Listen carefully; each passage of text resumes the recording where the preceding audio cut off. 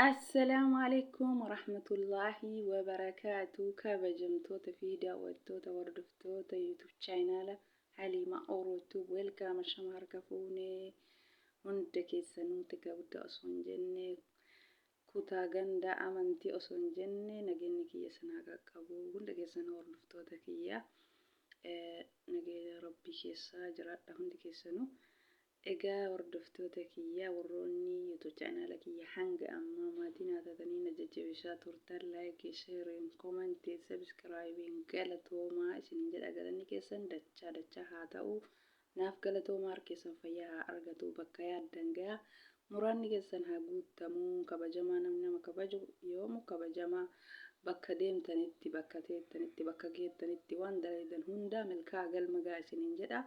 عمل وروني هروتاتن اسمن غير يوتيوب channel كيت بلون ماتي نفتا سبسكرايب لايك شير غدا فيديو كيا دلغاتو من هانغا دوما داودا ساعتي هاغوتو اما غلطو ماشين جدا ايغا فيديو كي خاربان نرا دبچو دفه واي فرعون في واي ريدي واي مسانو سانتي ايغا ميديا كان رتوربي كان غوتو نانا ياجرا وغان ديبيا فرعون yoo dhugaa dubbanne nama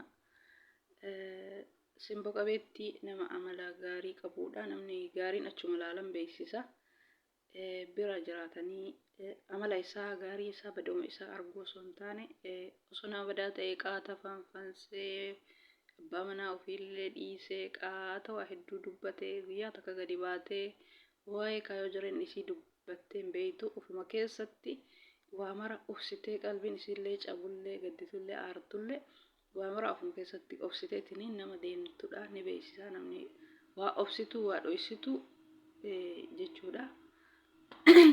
Taniitii nama taatullee ta bultiitti nama taatullee ta nama wajjin zallaytullee ta boru hanga dhuma arrii nama wajjin filattullee nama akkanaa kana reediin wallaalee malee namni inni amma yeroo hedduu akka waan namni fuudhinsa isaa kana itti inaafe isa akkasitti fakkaata nama isaatti jechuudha yeroo hedduu ni dudubbata.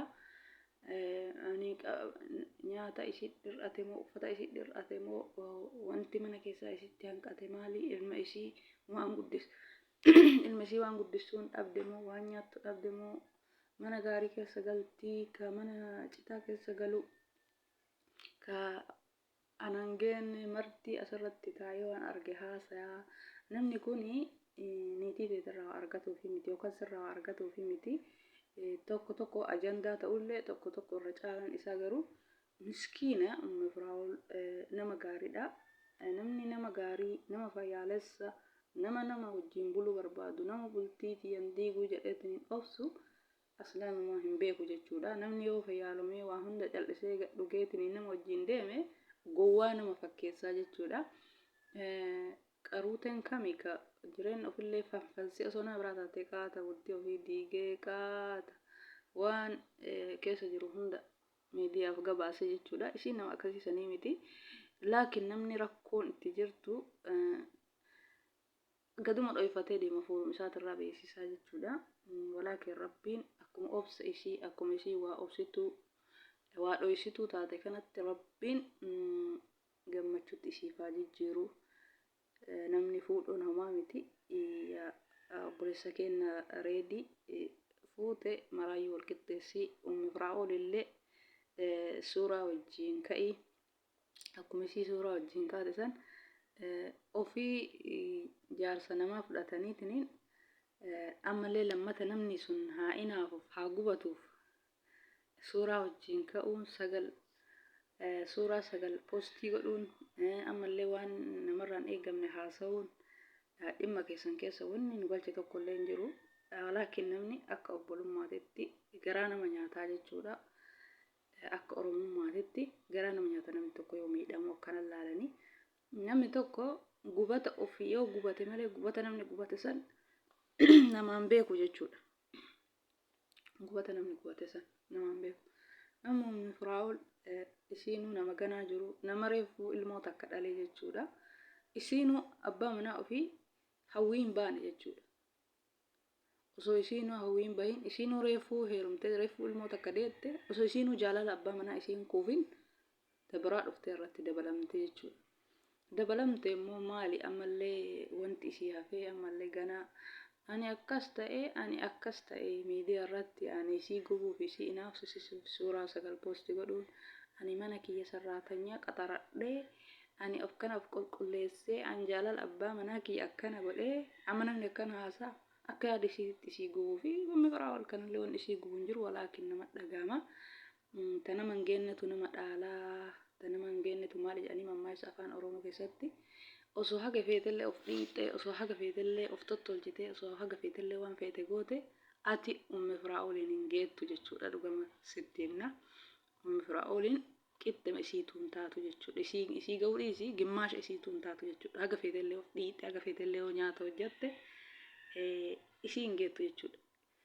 Isiin akka kankee waa'ee kankee gadi baatee hin dubbanne nama inaafsisuuf waan nama aarsu gadi baatee hin dubbattu. Afaan irraa qabattee osoo afaan gaarii haasoftee namatti tola. Namni bultii namaa keessa kaayoo namaa keessa wanni nama galchee hin jiru walaakin namni tokko nama dhagama. Mee nama kana inaafsisuuf waan hin taane haasa'u osoo hin taane dura osoo ana taate hoo maaltu natti dhagama. Namni bariyoo walii yaade mee bakka isii kana mee osoo ana taate jedheetiin yoo ofirratti as deebiseetiin assaabee jechuudha yaadeetiin wanni an balleesse kun sirriidha. Osoo ana taate maaltu natti dhagama. Abbaa manaa kiyya kaani ganama itti heerume reefuu ani ilmoo takka dhale abbaa manaa kiyya osoo jaalala isaan quufin osoo abbaa manaa kiyyaayuu isaan quufin namni yoo na jalaa fudhate mee ana maaltu natti dhagama jedhanii kana osoo gammatanii yaadanii akkanatti waan hin taaneen wal aarsuun hin barbaachisu. Isiinuu cal'ifte maal yoo dhiifte ammallee ganaa hoggaan isii inaafsisuuf hoggaan isii aarsuuf yookaan suuraa poosti goota yookaan jecha hin taane dubbatta asfalligimoonni akkana hin barbaachisu. Osoo wanni kun anarra ga'e jettee yaaduu si barbaachisa. Mee gimmitii keessa galchiiti hagam nama guba osoo ana taate jetteetiniin yaaduu qabda. Akka mataa keetiitti namni madaa tokko yoo ofii madaa'ee arge malee namaan beeku jechuudha. Yoo ati as gabaabsitee akka yaada keetiitti yoo as gabaabsitee haasoftu ummi Firaa'ol mana akka waan tolfatuu dhabdee akka waan of tottolchuu dhabdee akka waan jaalala abbaa manaa isii wallaaltee akkasitti fakkeessitee haasoftaa jechuudha. Bara sarraatanyaa qaxaranii nyaata hojjetanii yani dhirsa ofiitti of mul'isu matakka bu'aa takka illee hin qabu. Inni nyaata sarraatanyaa sanii itti mi'aayee nyaatee si jaalata sitti fakkaate kama harka keetiin ati abbaa manaa keetii gootee hin dhaqqabda maraayyuu hin dhaqqabda. Sa'aatii sagantaa yoo itti goote misallee qorsillee qulqullina manallee qulqullina keellee yoo sagantaa itti goote ni dhaqqabda maraayyuu. Ofillee as taakkalu sagantaalee godhuun ni dhaqqabda. Gaafa maatiin baay'ate yookaan hojii alaa manaa yoo qabaate namni akkasitti hojiin yoo itti baay'ate sarraatanyaa qaxara. Ati abbaa manaa keetii fi nafseetee qofaa fi mana qulqulleessitee odaa dhiixxee dhiquun sitti ulfaatee sarraatanyaa qaxarattee saniif kanaaf kana baatee miidiyaa irratti haasofta. Kuni waan baay'ee namarraa hin bareenne waan baay'ee sirrallee hin deemne waan baay'ee sirrallee fudhatama hin qabne jechuudha. Abbaa manaa kee yoo jaalatte abbaa manaa kee kabajuu barbaadde yoo ati goobazii taate ofumaa keetii manallee qulqulleessi ofumaa keetii nyaatallee godhiif dhiirsi nyaata niitiin isaa gooteef barbaada malee nyaata sarraatanyaan gootuuf hin barbaadu. Sarraatanyaa qaxaruullee yoo ta'e nama qabeenyi isaa gahaa ta'e yookaan hojii mootummaa qabaate maaliif namni hojii mootummaa qabu tokko mana keessa dalaguuf hojii mootummaa dalaguuf hin dhaqqabu saniif sarraatanyaa qaxarataa jechuudha. Akkasii osoo isii obboleettii teenya ummi Firaa'olii tana aarsuu yaaduu kan kee kana dhiifte uma gaarii yaaddee si jenna siidu akkasii gochi ati dalagaa jirtu kun sirrii miti. Atillee reediin akkuma tana wajjin suuraa sagal kaatee poosti gootan ta'awwalaa tanallee suuraa sagal wajjin ka'i poosti godhi lachuu yoo qixxeessi fuudha akkuma shari'aan si ajaje lachuu yoo qixa godhi waa maraayyuu jechuudha. Wama maraayyuu ani wal qixxeessitee yoo jette akkasitti rakkoo hin qabu. Fuudhuun kan kee rakkoo hin qabu. Fuudha keetii miti kaa nama hunda akkuma sanii wajji taatu tana wajjillee hin ta'e waa maraayyuu jechuu wal qixxeessi. Dhiirsi tokko niitii yoo fuudhe haala shari'aatitti yoo bule akkuma shari'aatti bulee lama fuudha san waa hunda akkasuma wal qixxeessuu qaba. Akkasii garuu dhiifama kaayoo keessan keessa wanti nu galche hin jiru. Garuu Ummi Firaa'ol miskiina garaa nama nyaatti dubartii obsituudha. Dubartii dhoysituudha. Dubartii waa mara dandeettudha.